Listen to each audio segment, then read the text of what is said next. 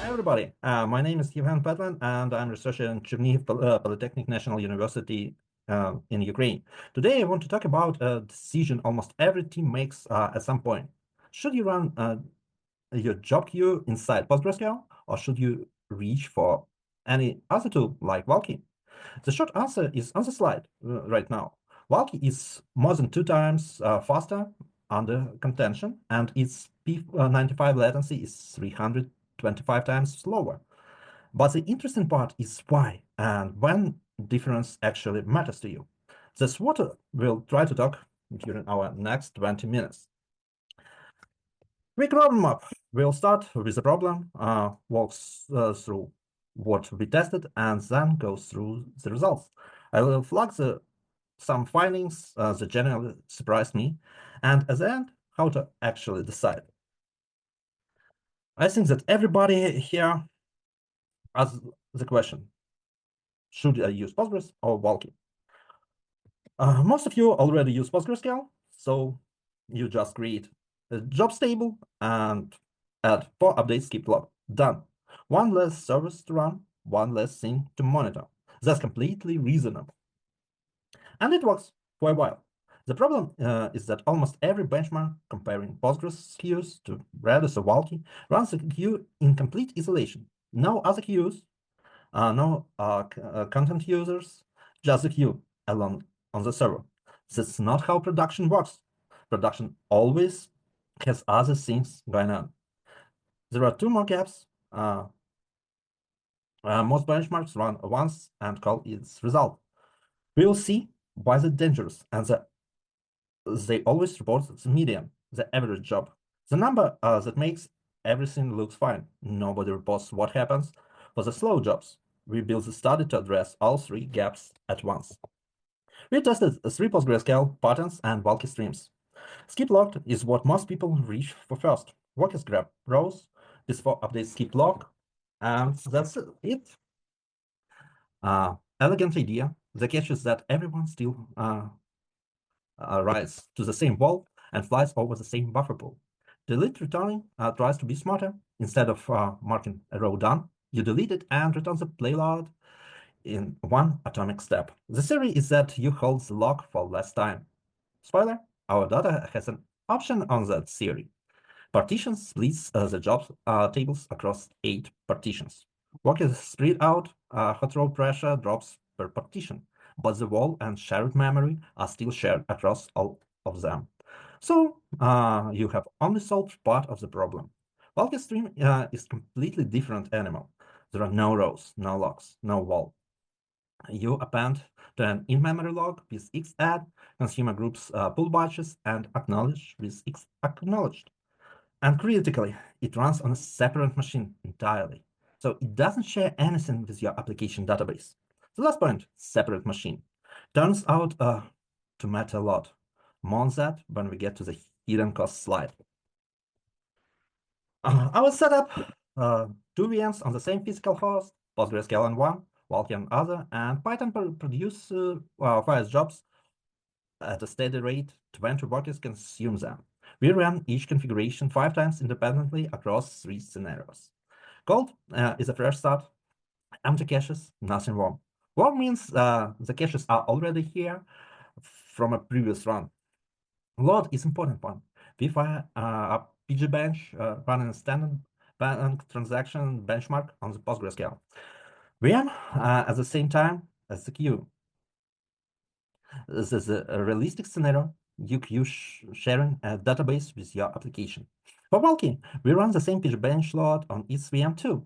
So the comparison is fair. The key point is that Valkey queue and your application database are always on different machines. For statistics, we use Wells t-test to compare results, Cohen's d to measure how big the differences are, and Shapiro Wilk to check whether the data is well behaved or hiding something. The next slide explains what each of these means in plain terms. I want to spend a minute on methodology, not to be academic, but because this is where the most benchmarks cheat without meaning the Wi-Fi runs. Because PostgreSQL under load was widely inconsistent. One run would look fine, the next would be drastically worse. A single benchmark run doesn't tell you that the system behavior might change. It tells you what happened once. 5 runs let you see whether a result is real or just a luck. Wells t-test is a standard way to ask, is the difference real or could it be random chance? We use the Welsh variant rather than a classic students t-test because Welsh doesn't assume both systems have similar variability. Valkey runs were extremely stable. PostgreSQL runs were not. A standard t-test would be technically wrong here. Cohen's D answers a different question. Not is the difference real, but how big is it? A D for 0.8 is considered large in most fields. Our Valkey versus PostgreSQL results are all above 10. That's not a tuning problem. That's two architecturally different systems. Shapiro-Wilk checks whether your data looks like a normal bell curve. Most statistics assume it does. PGSkip logged under load failed this test badly. In these two modes, not one. A fast cluster and slow cluster, which means the median is lie. Half of your jobs looks fine. The other are not. The two modes shape is what we will look in a couple of slides. Each group of bar is one scenario. Valkey is green on the left, and the PostgreSQL variants are blue. Cold and warm tell us a story if it's okay or not. Valkey is ahead, but not by a shocking margin. PostgreSQL is close. You could look at this and say, honestly, it's fine. Then you look at load, the right group. Valkey barely moves. PostgreSQL falls off a cliff. Skip load loses nearly half of throughput the moment the database has real work to do. The other two PostgreSQL patterns tell the same story. They all roughly half. Valkey does not care because it's a separate machine. The PG bench load simply doesn't reach it. The gap between Valkey holding steady and PostgreSQL collapsing, that's the whole story of this chart. The slide has the exact number if you want them. Same data, different views. Now you can see the trajectory. The green Valkey line is flat, cold and burn, cold to warm to load, almost no movements. It just doesn't reach to what happens on other VM.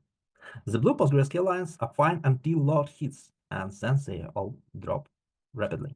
The cliff is a PG bench load landing on the shared database. The bottom right chart shows variability. Under load, PostgreSQL results become erratic. Run starts differing differs significantly from each other. Valkey always reach steady throughput. If you care about predictability in behavior under pressure, the charts say it all. This is the gap I would like to show to skeptical DBAs. Same hardware, same workload, just add some background activity on the database and watch what happens. This strips it down to just Valkey versus the best PostgreSQL option in each scenario. The throughput gap in the top row you already see, but look at the latency row at the bottom. The Valkey bars are so small you can barely see them. The PostgreSQL bars are enormous. And this is just P50 and P95. These systems are not in the same latency league. The slide is mostly set up for the next one, which goes into what those latency numbers actually means. Okay. 9 charts, 3 scenarios, left to right, 3 percentiles, top to bottom. Walk with me diagonally. Top left, cold P50, Valkey and skip log are neck and neck. If your monitor only shows the median, you'll see nothing to worry about. Top middle, cold P95. Now look what happens. Valkey is still fast under 100 milliseconds. Skip log is over 90 seconds. From the same system, same scenario. The difference is which jobs you're measuring. Under load, PostgreSQL median also collapses. Not just the tail. Half of all jobs are waiting for many seconds. At that point, it's not a tail problem anymore. It's throughput problem. Valkey under load stays the sub-second range even at P99. Those are numbers you can build an SLA around. The PostgreSQL equivalents at P99 are measured in minutes. Also, worth nothing, each column has its own x-axis scale, which actually understates how extreme the difference is. This is a slide I want you to take away from this talk. Look at these two boxes. Left slide called pin 50. Valkey and skip locked looked identical, both around 35 milliseconds. Your monitor would show a flat, healthy line. Right slide called P95. Valkey is still around 35 milliseconds. Skip locked is over 90,000. That's not a typo. That's the same system, same scenario, just a different percentile. The median lies because there are actually two kinds of jobs happening. Fast jobs, no contention, done quickly. And slow jobs are the ones that hit a lock chain and get stuck. The median counts mostly fast jobs and looks fine. P95 is where the slow jobs start showing up. There is a mechanism. A worker tries to grab a row, finds it's locked by another worker, waits further commit, then tries the next row, which might also be locked. The chain can extend. Under low load, it's rare. Under real load, it becomes common. The Shapiro-Wilk result we showed on the statistics slide proves that this isn't guesswork. The data mathematically has two clusters, not one bell curve. Your standard monitoring tool assume a bell curve. They will miss this. This is the same story made with though. Each scenario has four box plots side by side. A box plot shows user spread. The wider the box, the more inconsistent the system. PostgreSQL boxes are enormous. Under load, the middle 50% of the job spans from tens of thousands to hundreds of thousands of milliseconds. Now look at Valkey. Far right in each chart. It's the flat line near the bottom, not a box, barely visible. On the same scale as PostgreSQL's 100,000 millisecond boxes, Valkey's entire spread is essentially a dot. You don't need the numbers to understand the chart. The picture says it. CPU is an angle that often gets skipped in benchmarks. In cold and warm, Valkey uses a fraction of CPU that PostgreSQL does. Around 4% versus 14 to 21 for the PostgreSQL variants while processing more jobs. Valkey processes more work with roughly 3 to 4 times less CPU. On a shared server, that's CPU your actual application gets to use. Under load, everything goes up, but that's the pgbench benchmark consuming cycles, not the queue. The queue throughput barely changed. The key message: adding a PostgreSQL queue to a shared database instance means your application is competing for CPU when there is no load on the queue itself. This is a result that surprises me most, and I think it's the one most likely to matter. We ran a separate measurement alongside the queue tests. While the queue was processing jobs, we also fired off normal application queues, the kind that would load a user profile, check on the status, the sort of scenes, and others. And we measured how those queries were affected. The baseline with no queue running in sub-millisecond fast. Turn on any PostgreSQL queue pattern, and those same queues take roughly 2.5 times longer. It doesn't matter which pattern, skip lock, delete, returning, partitioned. They all produce the same inflation. The queue is competing for the same shared resources your apps use. Valkey had no effect because it runs on separate machine. Your application database doesn't know the queue exists. This is what makes a hidden cost. Your queue dashboard looks healthy. Your queue metrics are fine, but your users are loading pages 2.5 times slower. Your API are timing out more. It's invisible unless you measure the right things. If you have a PostgreSQL queue in production right now, check your application query latency graphs. Not the queue latency, the latency of your regular application queries. 3 statistical results are worth calling out explicitly. First, skip locked under the load has a bimodal distribution. We already covered what that means. 2 clusters of jobs, not one. The important statistical implication is that standard metrics like averages and confidence intervals don't describe the system honestly. If you are reporting a mean latency for skip locked under load, you're reporting a number that doesn't represent either the fast jobs or the slow jobs. Second, and this is geniusly surprising, delete, returning, and skip locked perform identically under realistic load. Statistically, It's true. This theory is that deleting a row should hold the lock for less time than updating status scalar. In our test, the advantage simply didn't materialize. If you choose delete returning over skip lock because you believe it would handle contention better, the data doesn't support it. You're carrying extra complexity for no measurable benefit. So the effect size, Valkey, and any PostgreSQL pattern is enormous. We are talking in order to magnitude above what's normally considered a large difference. This won't be fixed by index tuning or connection pooling. It's architectural. So when do you use which? Here's how I would think about it. Throughput is a clear signal. If you are pushing serious volume, hundreds of jobs per second and up, PostgreSQL will struggle under real load. Valkey won't. If you're running a low traffic background job that fires a few minutes a minute, PostgreSQL is completely fine and you keep your stack simple. Latency SLA are the second signal. If you have a hard contract on tail latency, like a job must complete with 5 seconds as the 99th percentile, PostgreSQL can't really give you that when the database is busy. Valkey can. The one strong reason to stay on PostgreSQL, durability. If a job absolutely cannot be lost, for example, financial transactions, audit events, anything where you would need to explain to the regulator why a record is missing, PostgreSQL's asset guarantees are worth it. Valkey without persistence can lose jobs on a crash. And if you need to query your queue, filter by status, run report, join with other tables, PostgreSQL gives you that. If you're running high volume, high latency SLAs, or your queue shares a database with your app, seriously consider moving to Valkey. Not because PostgreSQL is bad, but because you are asking it to do something it wasn't designed for. The hidden query inflation alone might already be affecting your users. If you have low volume background jobs that don't need sub-second latency and hard durability requirements, stay with Postgres. You get simplicity and asset guarantees for free. Just don't pick delete run over skip locked, expecting a performance improvement. That's not one. Regardless of what you're running right now, please check your tail latency. Not P50, P95, and P99. And if you're benchmarking a queue system, benchmark it while your application is also run, not in isolation. There was a real behavior shows up. A few things this study can tell you. The absolute numbers in our charts are from 2 VMs on a single physical host sharing CPU and memory. Don't treat them as production target.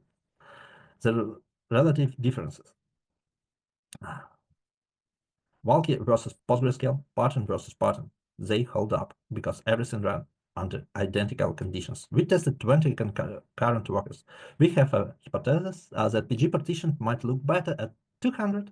The whole point of partitioning is to spread log pressure, and maybe that only matters at much higher concurrency. We don't have that data yet. Cloud deployments with network storage will behave differently too. Wall writes over the network change the latency profile significantly. And the delete returning versus skip log tie does not prove they're equivalent. It means we didn't find a difference with 5 runs. To actually confirm equivalence, you would need far more runs. The data says we couldn't tell them apart, not they are the same. A few open questions we want to answer next. The biggest one, Valkey with persistence turned on. We tested the fastest possible configuration. No F-sync, no AOF, and others. That's the worst case for durability. The interesting question is, what does the throughput durability trade-off curve actually look like? That's the data you need for financial workloads. We also want to run at much higher concurrency. Our partition table showed no benefit at 20 workers, but the whole point of the design is distributing log pressure. Maybe it starts mattering at 100 or 200 workers. We don't know yet. And we want to test what happens during recovery, not just steady state. What does the queue depth look like during a contention spike? How long until throughput comes back? That's what engineers actually experience. Everything we have so far, raw data, scripts, analysis code. Everything can be found on GitHub, and link can be found here. 5 things to take away. 1, Under real load, Valkey is in a different league. Not a little better, architecturally different. You can't fix that with indexes or bigger buffers. 2. Delete returning and skip locked behave the same way under pressure. Don't carry the complexity of one hoping for better behavior than the other. 3. Your median latency might look fine while your tail latency is disaster. If you are running PostgreSQL queue and only watching P50, you're flying blind. 4. The queue slows down everything else on the database. Your users feel it even when your queue metrics looks healthy. And 5. PostgreSQL is still right for low volume, high durability workloads. Know your requirements, pick the right tools, and benchmark under realistic conditions. The answer was never always use Valkey. It understands the trade-offs, measures the right things, and don't let your job queue silently hurt your application. Thank you.